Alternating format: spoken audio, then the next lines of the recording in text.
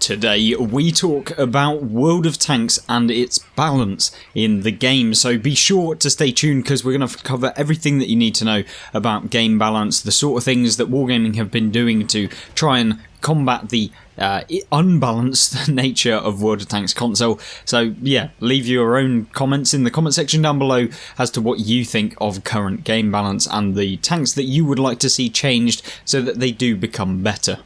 There's two main things that I want to talk about in terms of balance, and those are tanks and also maps, because they are the two key impacts on game balance and actually playing during the game. So first things first, let's talk about the tanks, and effectively there are a ton of them at this point in World of Tanks, so there's going to be some imbalance within there. It's just how much of an imbalance is there, and what tanks should be slightly buffed, and what tanks would you see as being nerfed, and we'll get into some of the premium tanks as I'm sure you're hoping for within this video. So first things first, let's talk about the top tier gameplay and how the tier 10s are performing in World of Tanks. So primarily there are a few good vehicles at tier 10, and we have things like the FE4201 Chieftain, we have things like the Object 279E, we also have the Quillin. We've got all of these kind of premium vehicles that are fairly good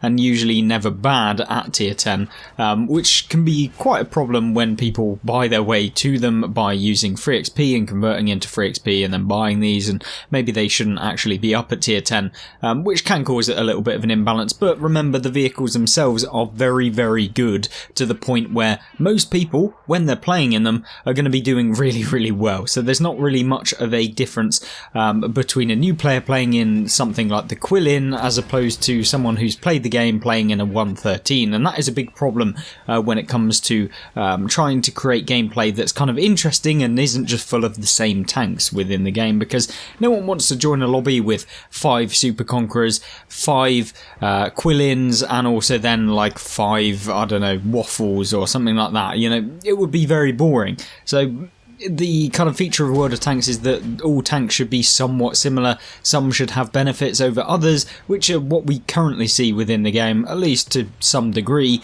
And of course there are some exceptions to those rules. But overall, I think tier 10 is quite a good mix. There are some really, really strong tier 10s that are pretty OP, but I don't think that they're innately that much better. It's usually down at the lower tiers that vehicles start to become ridiculously overpowered, and we all know what vehicle we're on about here, and that is the tier 5, tier 6 Panzer V4, if that makes sense. It is the tier 5 vehicle that should be at tier 6, has all of the attributes of a tier 6, but yeah, a tier lower, and of course is ridiculously overpowered. There is no option to really say it isn't. It is just dumbfounding how amazing this vehicle is, and it's definitely a vehicle that I feel like Wargaming know is broken, is unbalanced, but they just continually to do nothing, and it needs to be nerfed. I'm calling for it now. Needs to be nerfed. It impacts the game massively, and especially for new players who are the people that you want to be able to actually have and enjoy the game. But when you've got like people with 50,000 games sat in the tier 5 vehicle that should be at tier 6, stomping around against people that have stock tanks that also then don't have a crew and everything like that, it's really not good. And I'm not just talking about the Panzer V4. There are a ton of tanks that are just ridiculously OP. We're looking at the Hellcat 105, and funnily enough they tend to be premium tanks that are pretty ridiculous, because Wargaming for some reason decide that premium tanks should be way better than some of the counterparts in the tech tree. Not saying that there aren't good tanks in the tech tree, just saying that there are definitely some really OP tanks in the premium tech tree. So what sort of things are we seeing within the game, and why is the game slightly unbalanced? Well, I'd say definitely down at these lower tiers is where it's being impacted the most, because you have this imbalance between the vehicles themselves, and a lot of the tanks down at tier 5 can be terrible, and I'm just talking about the stock versions and also the fully upgraded versions of the tech tree counterparts. Like, you're seeing tanks, I don't know, for example, like the TVP-VTU at tier 8. You look at that vehicle, it's got nowhere near the power of something like a Barask. There's just, I know that it's comparing like apples and pears or something, but at the end of the day, they still have to play the same game. They still have to be competitive with one another, even if one gets significantly advantages in one aspect and the other gets significant advantages in another. They still have to be able to interact. If you make one tank super good at the best meta thing in the game at the time, and then release another tank that is like very, very good at one thing but very rarely good in general, then of course you're going to end up with imbalance. And Wargaming try and counter this with their Tanks Reforged and on-track events, where they effectively re-update some of the old tanks that are in the game, give them some little buffs, give them some little tweaks that have been helping the game. And that's definitely been an improvement that we've seen throughout World of Tanks console in the last probably 2 years, I'd say now, since they've been fully invested into reforging some of the tanks. It's really been since Update 6.0 and the whole fiasco where everything got pretty much thrown in the bin and they had to kind of create from start everything that they'd made already. So yes, there have been some unbalances, but I think that they are on track to kind of, mind the pun, to actually get back into the swing of things and trying to make the game slightly more balanced. Now, is that my overall opinion? Hell no, there are still some awful tanks, but definitely what they've been doing, and I see what they're doing, is that they're, instead of nerfing a lot of the premium tanks, they're slightly buffing all of the tech tree tanks so that they reduce the distance between, you know, the premium tank and also the actual tanks within the game already, because that way they don't annoy anyone who's bought a premium tank that's then been nerfed, like we saw with the Armadillo, and of course we should see with the Panzer V4, but whether that will ever happen, I have no idea, and I probably doubt it, but even though it should. But yeah, what we're seeing is that the tech tree tanks are getting better, whilst the premium tanks are staying the same, or unless they are terrible premium tanks, they do get buffed as well alongside some of them. And you're seeing that typically with a lot of the Chinese tanks. You're seeing it with some of the American tank lines that were just a little bit weak. There were also some buffs that Wargaming have made to a ton of stuff, and they actually released an update probably like 6 months ago, maybe even longer, where they reforged about 70 tanks all in one go, and it all dropped on like pretty much one day. So that was really, really good.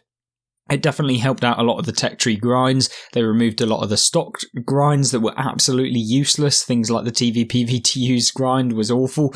They've kind of helped that out a little bit now, but I'm not saying the tank is going to be great in the game. Don't worry about that. But what I am saying is that the game balance has been kind of improving. But remember, this video was at the time of publishing, so if Wargaming have gone ahead and re-released a Object 279 with an FE4005 double-barrel tank, then please take it with a pinch of salt. Yeah, it's at the recording of the video, so if you're watching it in the future, remember that this could all change, and Wargaming could completely mess it all up, as I'm sure may happen with a release of a new premium tank or something like that controversial. It always happens. There's always that broken premium tank that gets released where they just completely miss the mark. But in all honesty, I'm kind of interested to see what your opinions are, because I want to say that the game is unbalanced, but I think comparatively to some other games in the games industry that are these sorts of kind of competitive games, this one is not actually one of the worst unbalanced games, because I feel like even if you play a tank that is not necessarily in the meta being the kind of well-known, really, really decent core area of the game. For example, at the moment, speed and maneuverability and DPM typically are the things that govern the better tanks in the game. Predominantly speed, to be honest with you. If you get armor and speed and also a good gun, the tank is usually really, really good. Whereas if you are really slow but maybe have loads of armor, it's not really in the meta, and therefore it's not usually as good as something that maybe has less armor but is fast and also has all of the other characteristics of the game. So there's always that in World of Tanks, and yeah, I'd be interested to see how you're faring in the game. Do you feel like the game is unbalanced in terms of the gameplay? We're not talking about like the teams or the way in which things like that happen in this video, but maybe that will be a video coming soon where we talk about the matchmaker, where we talk about the different aspects of the game in that regard, where it's more about the actual kind of structure of the game. But this one is focused more on the actual gameplay in hand. But let's get on to the kind of other aspect of the game, and that is maps, because we all know the problem with maps at the minute and the annoyance of certain maps, and of course certain game modes, because the game modes on the map can mean just as much as actually playing the certain maps themselves. And I found that often playing assault game modes can lead to really one-sided victories for like probably one side of the team. If you spawn on one side, you typically have a way better advantage at winning the game than maybe another team. So it's all about trying to kind of pair up all of this all in one, so that it doesn't feel like when you're playing the game you're at a significant disadvantage because you spawned on one side of the map. And I've definitely seen that within the game myself.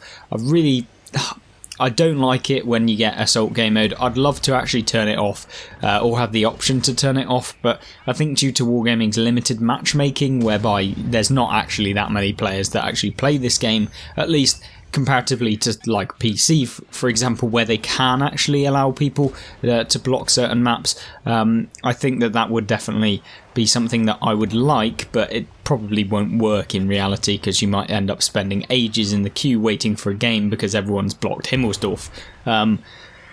Yeah, it's an interesting topic. I think the maps themselves typically are fairly well balanced to a degree, but there are certain positions on certain maps that are just horrendous, and I know that from certain sides Wargaming have known that the balance position of them is not particularly great, and they've tried to actually change it, do some stuff about it, but ultimately they're still the same. But yeah, I'm generally not too concerned about the whole maps. In fact, what I am more concerned about is the fact that there aren't as many maps as we'd like in the game, which definitely can be a bit boring, to say the least. But back to the actual maps. What makes a map unbalanced? Well, typically it's where people are spawning, where the advantageous points on the map actually are.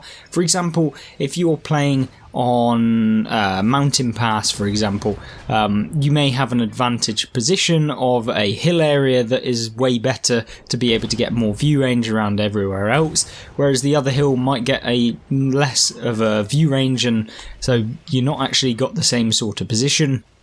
There's also certain other maps, vineyards for example, one area gets like a hill area, the other area gets a much larger area that is covered in bushes, and so makes it more difficult for people to pinpoint you.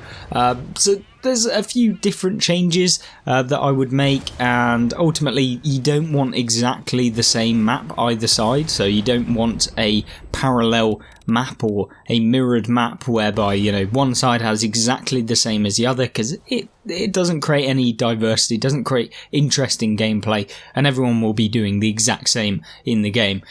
So I agree that there should be some variation, but the variation that we've got on some of the maps is a little bit too much in my personal opinion. But of course you guys may have individual examples that you think need to be addressed, and of course leave those in the comment section down below, and I'm going to leave it to you guys to discuss a little bit more. Obviously you know my own opinions. I think generally the game is actually fairly balanced to a degree. Remember, there are certain things about the game that are really unbalanced, but they are usually quite small compared to the whole game. The majority of things in the game are balanced. It's just those odd random things that seem to be like super imbalanced, and those are the things that Wargaming need to iron out.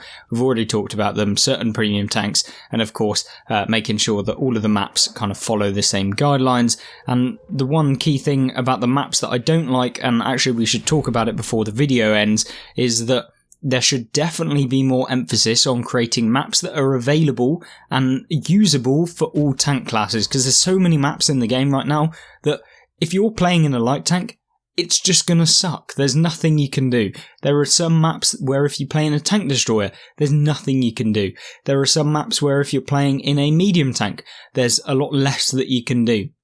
And that's the sort of thing that I don't like, where you are kind of not disqualified, but you're at a significant disadvantage because of the actual game, not because of what you've chosen or what you play like or how you play it's all really annoying, and those are the sort of things that I'd like to see changed with the map design in the future if Wargaming do decide to do that. Of course, let me know everything that you have kind of thought about within this video, and hopefully this has given an insight into the sort of things that Wargaming should be thinking about, and of course raising the topic to you guys to find out what you think. And of course, I'm always interested to see what you'd say in the description. Of course, if you want to see any other videos that talk about how you can use certain things to your advantage, like some of the broken premiums, for example, or any of the other aspects of World of Tanks, then there is the How to Get Better at World of Tanks playlist that I'll leave on screen right now. And of course, if you want to support me in any way, then remember there are channel memberships on the channel where you can support me